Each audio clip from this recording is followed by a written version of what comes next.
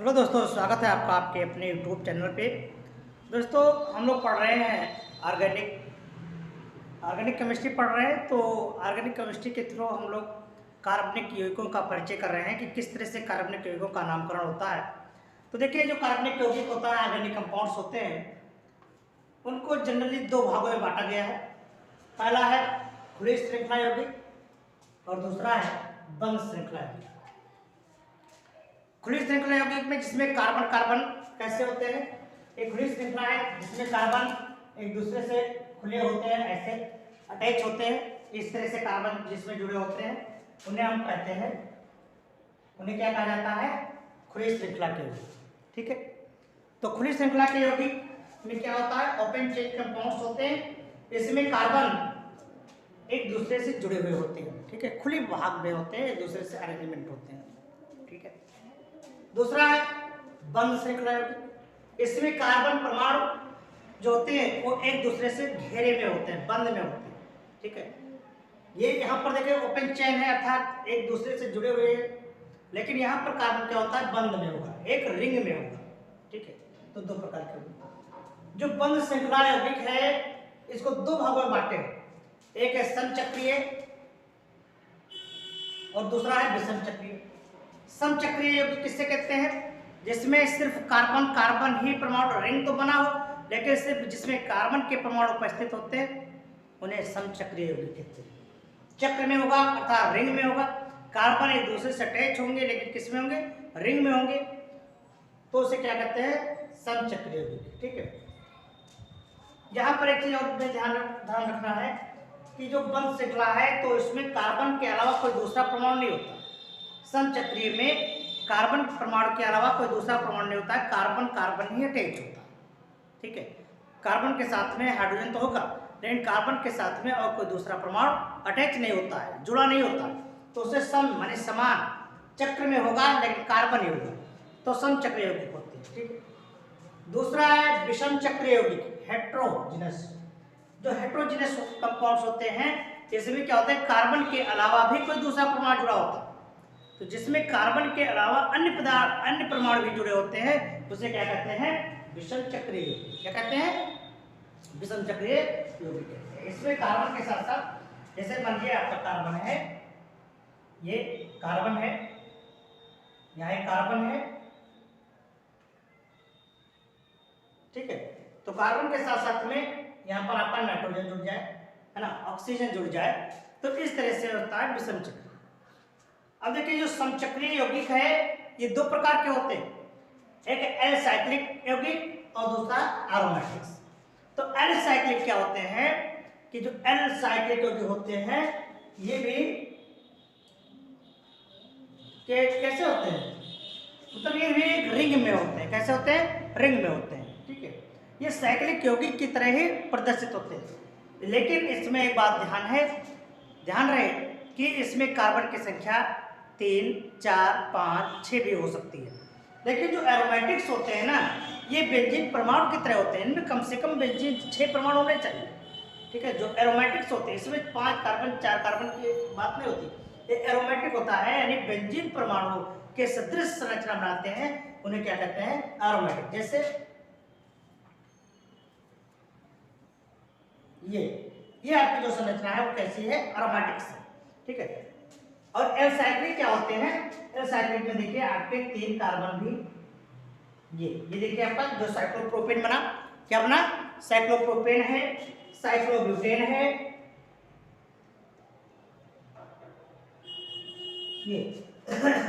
ये साइक्लोब्यूटेन है। ये सब आपकी संरचना किसमें आएंगी, एल साइक्लिक में आएंगे। लेकिन इसमें 6 कार्बन परमाणु होगा, बेंजीन की तरह सदृश संरचना बनाएगा, उसे क्या कहते हैं, एरोमेटिक कंपाउंड्स कहते हैं। ठीक है, समझे बात, आगे चलते हैं। तो दोस्तों, जैसा कि आपने अब देखा, अब देखिए क्या होता है कि जिसमें कार्बन कितने होते हैं, हमें कितने चीज़ों की, ऑर्गेनिक कंपाउंड्स में हमें कितने चीज़ों की आवश्यकता होती है। ठीक है, तो इस सारणी में आपको जितनी भी आवश्यक चीज़ें हैं ना, सबको आपको एक साथ में एक ही वीडियो में दिखाने की कोशिश किया जा रहा है। तो इसमें आपके ये तो है जरक श्रृंखला के कार्बन का नाम आईपीएसी में क्या होगा, मेथ। एक कार्बन में meth eth, prop, but, pent, hex, hep, आर्क, नोन, डैक, ये नंबर ऑफ कार्बन है। कार्बनों की संख्या का उसका नाम है कि कितने कार्बन का क्या नाम है। दूसरी बात, अब कार्बन को कार्बन से कार्बन अटैच होगा, तो ये अटैच किससे होगा? बंधों के द्वारा। जैसे ईंट से ईंट के बीच में जो मसाले का काम करता है वो बंध करता है। तो बंध यहाँ पर आपको तीनों प्रकार के बंध बता दिया गया। बंध, तो बंध के प्रकार है 3 प्रकार के, पहला, दूसरा और तीसरा। पहले में देखिए आपको बताएगा सिंगल बॉन्ड। जहाँ सिंगल बॉन्ड होता है, सिंगल का मतलब होता है एक लाइन। जहाँ पर एक लाइन, दोनों कार्बनों के बीच में अगर सिंगल लाइन है तो हम उसे सिंगल बॉन्ड कहते हैं, एक लाइन से। ये सिंगल बॉन्ड, जिसका फार्मूला देखिए जहाँ पर सिंगल बॉन्ड होता है वहाँ हम उसको क्या कहेंगे? जो सफिक्स है उसका एन कहेंगे, एन। ठीक है, अभी हम आपको सफिक्स परफिक्स बाद में बताएंगे। फिलहाल यहाँ पर देखिए एन इसको बोला जाता है सिंगल बॉन्ड में, और इसका फार्मूला है CnH2n+2। यानी Cn क्या है? ये नंबर ऑफ कार्बन है। नंबर ऑफ कार्बन जितना होगा हाइड्रोजन उसका 2 गुना होकर के जुड़ जाएगा, यानी उसके 2 गुने से कार्बन, हाइड्रोजन जो है कार्बन के 2 गुने से होकर के तो ज़्यादा होता है। ठीक है, तो यहाँ पर सिंगल बॉन्ड के लिए ये सूत्र है। अब आ गया डबल बॉन्ड। जब कार्बन के मध्य में डबल बॉन्ड 2 रेखाएं होती हैं, 2-2 इलेक्ट्रॉनों की साझेदारी से बंध बनाते हैं। 2-2 इलेक्ट्रॉन जब होते हैं तो उसे डबल बॉन्ड बोलते हैं। और जहाँ डबल बॉन्ड होता है वहाँ डबल रेखाएं होती हैं, डबल रेखाएं से उसको डबल बॉन्ड बोलते हैं। फिर इसमें इन होता है, इसका जो सफिक्स है वह इन है। ठीक है जहाँ डबल बॉन्ड होता है उसको इन बोलते हैं। क्या बोलते हैं? इन। अब इसका फार्मूला क्या है? CnH2n। जितना इसमें कार्बन होता है, कार्बन हाइड्रोजन जो है उसका 2 गुना होता है। कार्बन का हाइड्रोजन 2 गुना होता है। अगर कार्बन 2 है तो हाइड्रोजन 4 होगा।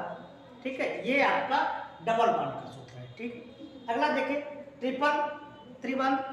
तो त्रिबंध है यहाँ पर, वहाँ पर 3 लाइनें हैं। ये अपने नाम से ही जाना जाता है, ट्रिपल है, ट्रिपल स्टार। जैसे आपने कहा डाइस, डबल स्टार, डबल हो जाता है। ट्रिपल है यदि इस पर 3 बंध होते हैं। 3 बंध, कार्बन कार्बन के बंध में कैसा होता है? ट्रिपल बंध होता है। आपने इससे पहले जाना है कि जहाँ पर कार्बन अपनी चारों संयोजकताएं एकल बंधों के द्वारा पूरा करते हैं उन्हें संतृप्त हाइड्रोकार्बन कहते हैं। लेकिन जब कार्बन और कार्बन के मध्य में डबल बॉन्ड, ट्रिपल बॉन्ड उपस्थित होता है तब उसे असंतृप्त, अनसैचुरेटेड हाइड्रोकार्बन्स बोलते हैं। तो ये जो डबल बॉन्ड और ट्रिपल बॉन्ड है ये आपके कैसे हैं? अनसैचुरेटेड। ठीक है, तो देखिए इसमें तीसरा बॉन्ड जो होता है इसका जो सफिक्स है वो आइन है। जहाँ पर भी आपका ट्रिपल बॉन्ड होता है उसको क्या बोला जाता है? आइन बॉन्ड बोला जाता है, उसको आइन कहा जाता है। कार्बन के साथ में जितने भी कार्बन होंगे, कार्बन के अंत में सफिक्स का मतलब होता है अनुलग्न, उसके जो साथ में है अंतिम में उसको हम क्या बोलेंगे? सफिक्स बोलते हैं। और उसमें आइन लगाया जाएगा, YNE मतलब क्या होता है? आइन। इसका फार्मूला क्या होता है? देखिए इसका फार्मूला है CnH2n-2। जितना भी नंबर ऑफ कार्बन होगा हाइड्रोजन 2 गुना होकर के 2 माइनस हो जाएगा, यानी 2 गुना का 2 गुना हो जाएगा, 2 गुने में 2 घट जाएगा, उतना आपका हाइड्रोजन होगा। क्लियर? ठीक है, जैसे देखिए यहाँ पर कार्बन मान लीजिए आपका 4 है। कार्बन की संख्या कितनी है? कार्बन जब 4 है तो हाइड्रोजन क्या होगा? 2n हो जाएगा। तो 4 दूनी 8, 8 - 2 यानी 6। अगर कार्बन आपका 4 है तो हाइड्रोजन कितना होगा? हाइड्रोजन आपका 6 होगा। ठीक है, तो 4 दूनी 8 -2, तो 8 में से 2 निकल जाएगा, कितना बचा? -2 हो जाएगा, तो 6 बचेगा ना। तो ये आपका ये होता है। ठीक है, अब देखिए ये आपने 2 चीज पा गए। आप पाए पहले कार्बन के नाम क्या है उसके, फिर उसके बाद में इन कार्बनों को अटैच किससे किया गया, कौन से बॉन्ड से जोड़ा गया। क्लियर? अब आपको देखना है कि जिस तरह से आ से ज्ञ तक अक्षर में आ से अह तक जितने भी अक्षर होते हैं वो आपके स्वर अक्षर कहलाते हैं, और का से ज्ञ तक जो अक्षर होते हैं उसको क्या कहते हैं? व्यंजन कहते हैं। ठीक है, इंग्लिश अल्फाबेट में आप जब पढ़ते हैं तो आ से, उसमें ए से जेड तक कितने अक्षर है? 26। 26 अक्षर में ये E-I-O-U, ये E-I-O-U आपके क्या है, स्वर हैं, बाकी क्या है, व्यंजन है। ठीक इसी प्रकार से इसमें भी कुछ मुख्य क्रियात्मक समूह है, यानी प्राकार्यात्मक समूह। मुख्य समूह या आप कह लें क्रियात्मक समूह या प्राकार्यात्मक समूह, जिसको अंग्रेजी में कहते हैं फंक्शनल ग्रुप। ये फंक्शनल ग्रुप जब कार्बन पर अटैच हो जाते हैं तो इसकी रूपरेखा को बदल देते हैं। ठीक है, जिस तरह से हिंदी में जब मात्रात्मक ज्ञान कराया जाता है तो जो शब्द है आपका, जो भी आपका मतलब अक्षर से जब शब्द बनते हैं तो उस पर मात्रात्मक प्रयोग किया जाता है कि किस तरह से अगर उसका मात्रा चढ़ाया जाएगा तो वो शब्द उसी के अनुरूप हो जाएगा।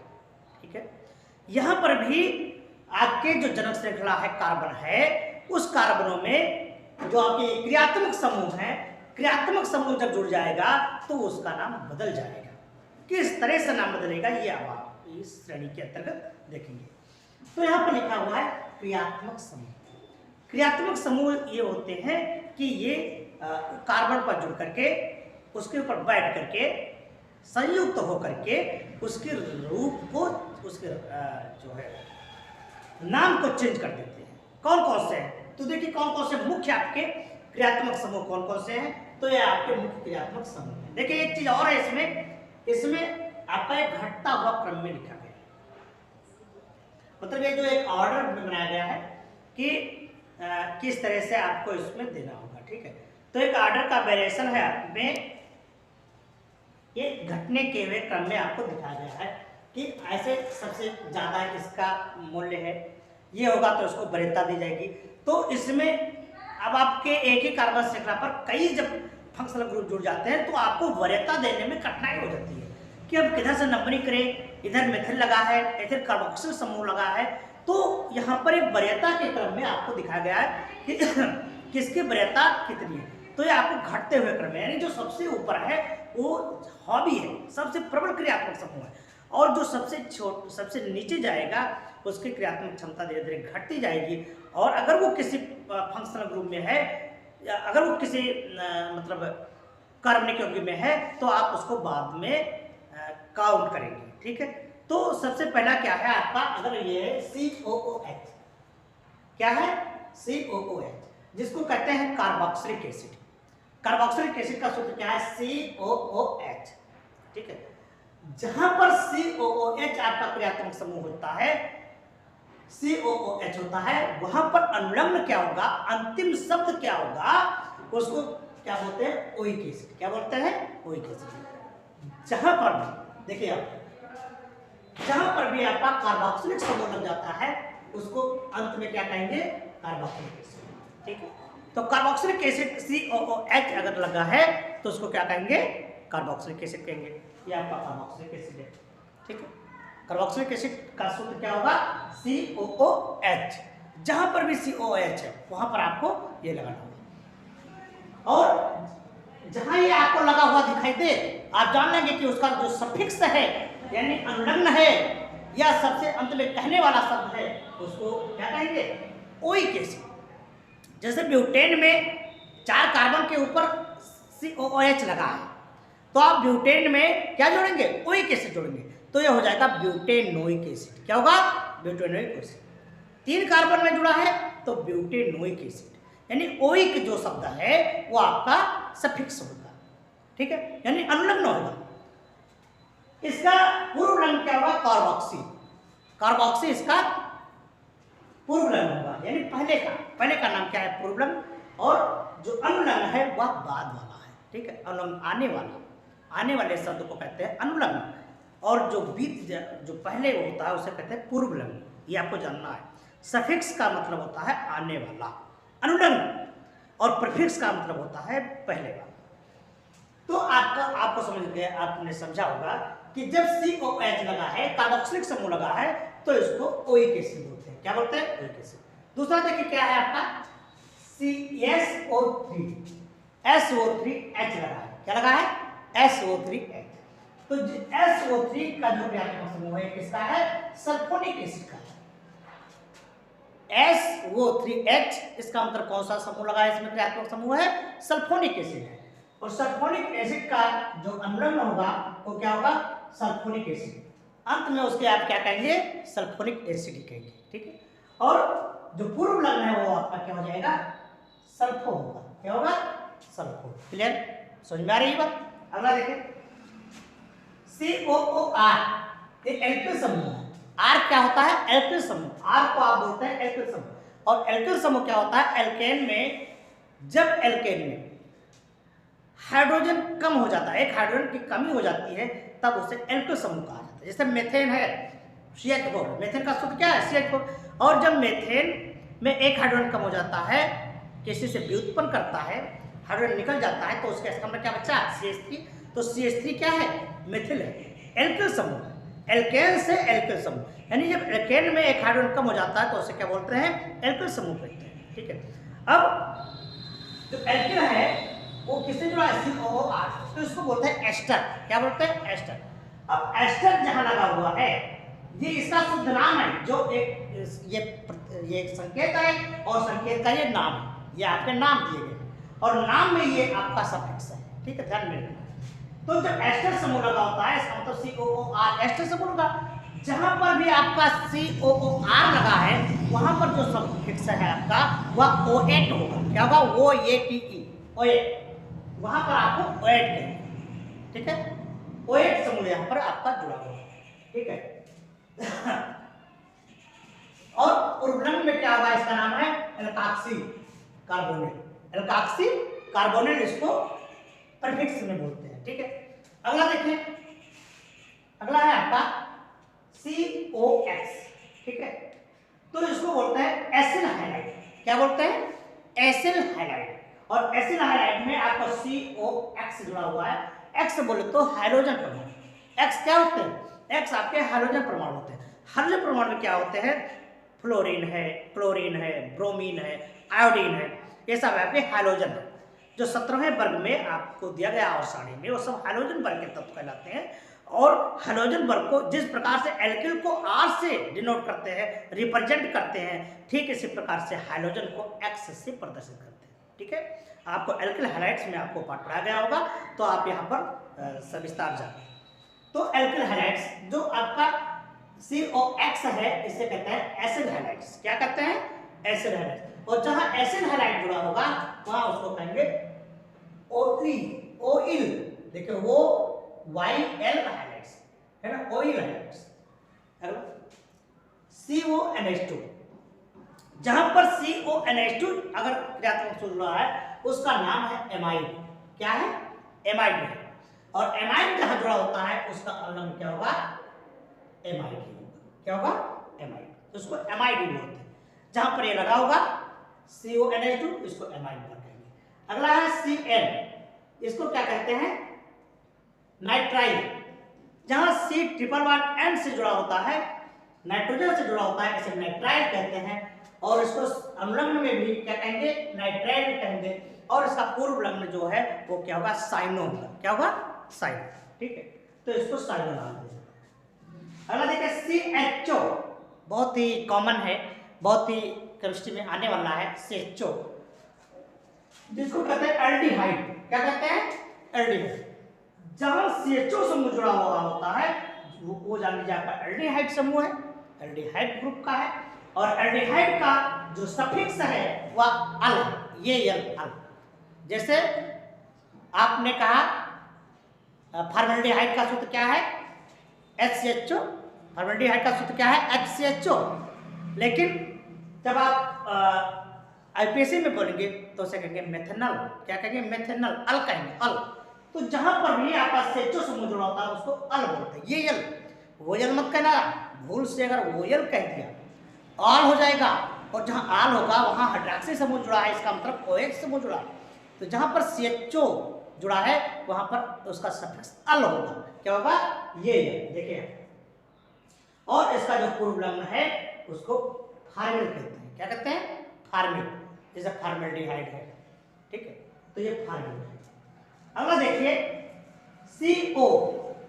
CO यहां पर आपके देखिए डबल बॉन्ड या ऑक्सीजन डबल बॉन्ड से जुड़ा है, लेकिन यहाँ CO यानी ये आपके दो जो कार्बन जो दो वैलेंसियां हैं वो एक एक से पूरा कर ऐसे CO। तो ये क्या है आपका कीटोन है। क्या है? CO समूह अगर कहीं जुड़ा है तो आप उसे कीटोन बोलेंगे।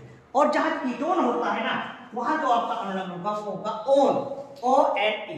क्या होगा? ओन।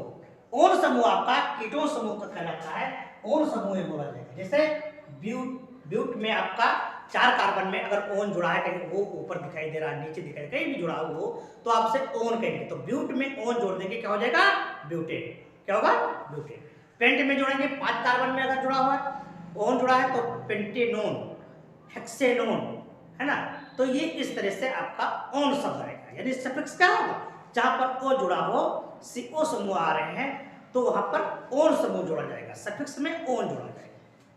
ये आपका होगा, ठीक है। और इसको कीटो ग्रुप कहते हैं। इसका जो पूर्व लग्न है वह कीटो होगा, यानी ऑक्सो होगा। अगला है, बड़ा इंपॉर्टेंट है, OH। जहां OH समूह होता है इसका अल्कोहल कहते हैं। क्या कहते हैं? अल्कोहल। अल्कोहल यानी हाइड्रॉक्सी समूह होता है, वो H समूह जहां जुड़ा होता है वहां उसका जो सफिक्स है वो क्या होगा? अनुलग्न उसका आल होगा। जैसे C2H5OH, तो क्या आपने कहा? C2H5OH, तो C2H5 एथेन है और एथेन में आल जुड़ा है तो क्या होगा? एथेनॉल। प्रोपेन में आल जुड़ा है, प्रोपेनॉल। ब्यूट में आल जुड़ा है, ब्यूटेनॉल। Pentanol, hexanol, heptanol. एक बार जुड़ा है, एक हाइड्रॉक्सी, मोनोहाइड्रिक हो जाएगा, है ना। 2 है तो डाई आल। जितने भी होंगे उस तरह से आप अकॉर्डिंग टू फंक्शनल ग्रुप्स आप जिस तरह से होगा उस तरह से आप उसको आल कहेंगे। क्लियर? लेकिन आपको एक चीज रखना है कि जब वो S समूह जुड़ा है, वो H समूह जुड़ा है तो उसको आल ग्रुप में रखना है, उसका सफिक्स आपको आल ही बनाना है। तो ये आपका अल्कोहल में आल जाएगा। अच्छा ध्यान में रखना, अगर CHO ग्रुप जुड़ा है तो ये L होगा, और अगर OH समूह जुड़ा है तो आल होगा। वो L यानी OH है, CHO है तो ये L है। बस एक ही डिफरेंस है, लेकिन बहुत ही अंतर हो जाता है। इसको पूर्व लग्न में इसको हाइड्रॉक्सी बोलते हैं। अब अगला है SH। जहां पर SH समूह होता है उसको क्या कहते हैं? जहां SH समूह होता है उसे थायो अल्कोहल बोलते हैं। क्या बोलते हैं? थायो अल्कोहल। ये SH को कहते हैं थायो अल्कोहल। और जो आपका अनुलग्न होगा वो थाइऑल होगा। क्या होगा? थाइऑल। इसको बोलते हैं थाइऑल, ठीक है। मर्केप्टो, इसका जो पूर्व लग्न है वो क्या है? मर्केप्टो। क्या है? मर्केप्टो। अगला है NH2। NH2 क्या है? आपका एमीन है। NH2 आपका एमीन है, ये आपका AMINE एमीन लगेगा। जहां पर भी है NH2 समूह आपको दिखेगा तो उसका आप क्या सफिक्स क्या करेंगे? एमीन। आप वहां पर 1 पर लगा, 2 पर लगा, जितने पर भी लगा वो आपको एमीन कह देना है। क्लियर? अगला है कि देखिए डबल बॉन्ड जुड़ा है यहाँ पर। जब कार्बन कार्बन के मध्य में डबल बॉन्ड जुड़ा है तो ये एल्कीन ग्रुप का है, और इसका जो अनुलग्न है वो क्या होगा? ईन। अब ईन पर आपको देखना है कि कहां पर ईन जुड़ा है। एक 2 ही कार्बन है, कोई बात नहीं है, तीसरे कार्बन है तो ईन 1 पर, या जहां पर भी आपका ईन जुड़ा है वहां पर। फिर उसके बाद में सबसे और लास्ट में आता है आयन बॉन्ड। आयन क्या है? Triple bond. अच्छा एक चीज यहाँ पर आपको जानना जरूरी है कि अगर डबल बॉन्ड और ट्रिपल बॉन्ड दोनों है तब क्या करेंगे? मान लीजिए आपको एक ओर से डबल बॉन्ड है, एक ओर से ट्रिपल बॉन्ड है, तो आपको वहां पर असमंजस हो जाता है कि हम नंबरिंग किधर से करें, डबल बॉन्ड से या ट्रिपल बॉन्ड से, ठीक है। तो यहाँ पर आपको दिखाएगा ये क्या है? वरीयता है। ये वरीयता आपको अगर ये घटते हुए क्रम को वरीयता याद है तो कन्फर्म है आप नंबरिंग सही से करेंगे।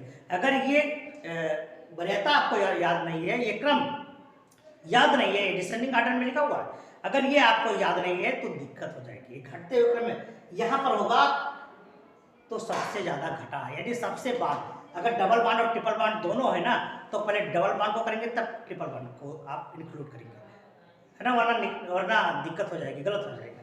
तो यहाँ पर आपका एल्काइन है। क्या है ये? ट्रिपल बॉन्ड जो होता है वो एल्काइन होता है, और एल्काइन में जो आपका बॉन्ड है वो क्या होगा? आयन होगा, ठीक है। इसका सफिक्स आयन होगा, ठीक है। तो यहाँ पर हम लोगों ने जाना number of carbon, number of bond, उस टाइप्स ऑफ बॉन्ड की कितने बॉन्ड हुए, किस तरह से हुए, फिर इनके क्रियात्मक समूह क्या हैं, कितने प्रकार के क्रियात्मक समूह का ऑर्डर किस तरह से है। इस ऑर्डर में आपको देखना है कि ऑर्डर कैसा होता है।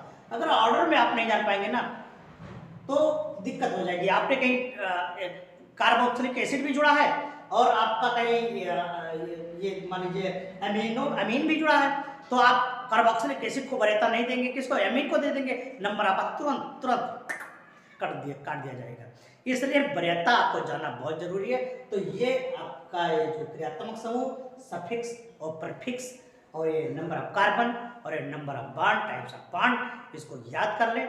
हम मिलेंगे आपको अगले वीडियो में, तब तक के लिए नमस्कार।